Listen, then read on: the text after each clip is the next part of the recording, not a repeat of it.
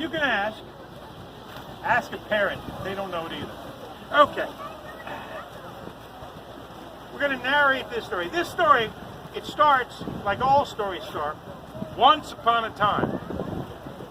I don't know why they start that way, but they do. They all end happily ever after, too. I don't know what that's telling you. I'm just a dragon. You live with what you got to do. Okay.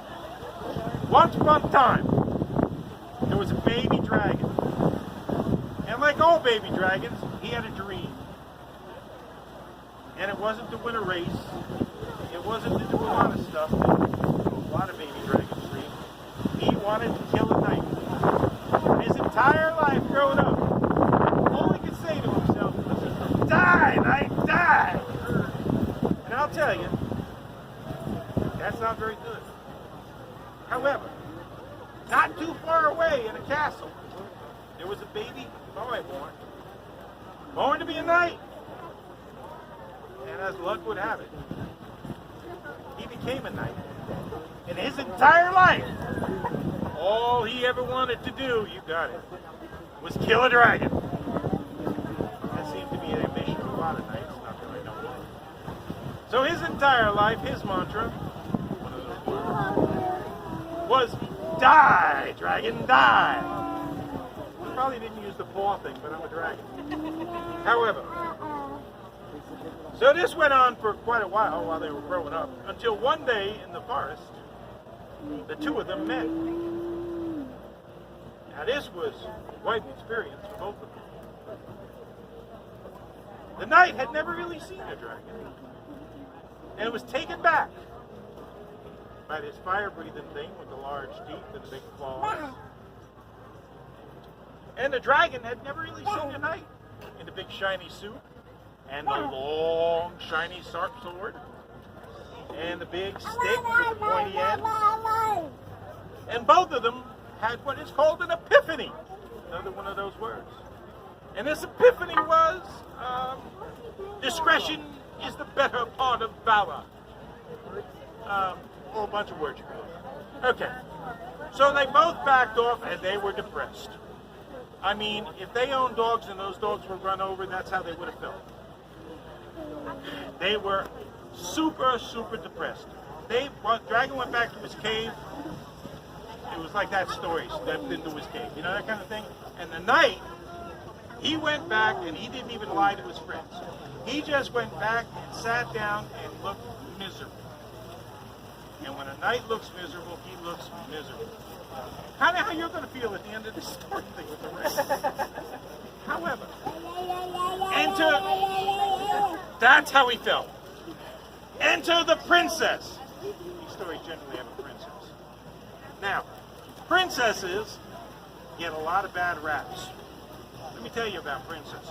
Number one, they're pretty smart. They're educated to the best. Daddy is a king. Mommy's generally a queen. They get tutored.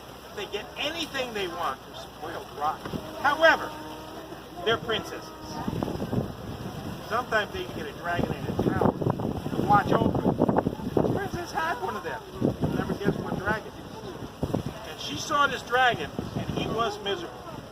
He was as unhappy as a dragon could be. And she asked him what was wrong.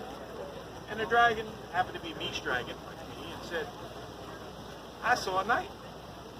I'm not going to be able to kill that knight, not easily. She said, you're miserable, aren't you?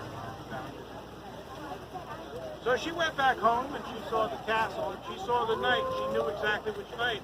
Because this knight had been talking about killing a dragon his whole life. And she talked to the knight. Now she knew every knight in the kingdom. That's the dating pool for princesses, you know. That's the way it works. They don't always get the young prince to come. You know, there aren't that many young princes around anymore. And you can't always kiss a frog, so... Anyway, princess wanted to know about this prince, and he was also miserable. So she decided, being a smart lady,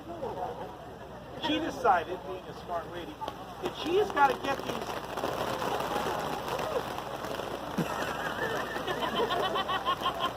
You know, I own an umbrella. And I'm allowed to use that pen. However, she decided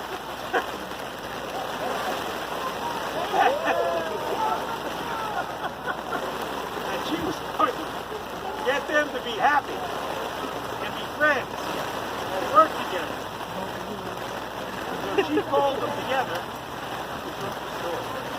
So she called them together and looked at the dragon and looked at the prince, whatever he was at this point in the story, and said,